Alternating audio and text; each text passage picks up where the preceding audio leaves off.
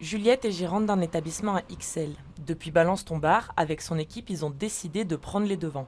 Créer un mot de passe pour signaler un comportement inapproprié. Nous, on n'est pas du tout formés en tant que personnel de l'ORECA à ces choses-là. On se forme nous-mêmes sur le terrain ou entre nous.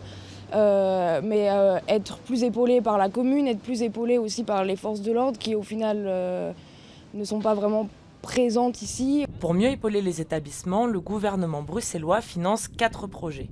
L'objectif, lutter contre le harcèlement dans le milieu de la nuit en formant le personnel. Des formations, des kits pratiques ou encore des équipes dites soucieuses. Leur mission, veiller au grain toute la soirée et ça commence dès l'entrée. Quand les gens arrivent, déjà je dis bienvenue à tous. Pour nous, les choses les plus importantes, c'est votre sécurité. Souvenez-vous de prendre soin de vous-même et de la personne à côté de vous, boire de l'eau, faire des pauses, écouter son propre corps.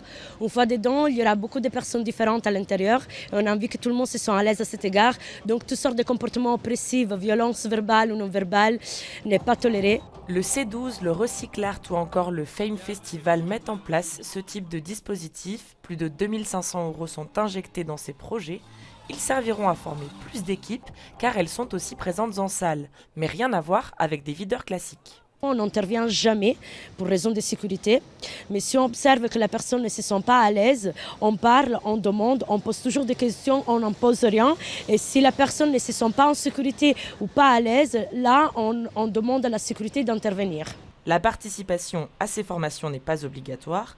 Il s'agit de la 4e politique de lutte contre le harcèlement sexuel faite par la région, de quoi tenter d'améliorer la prise en charge des victimes.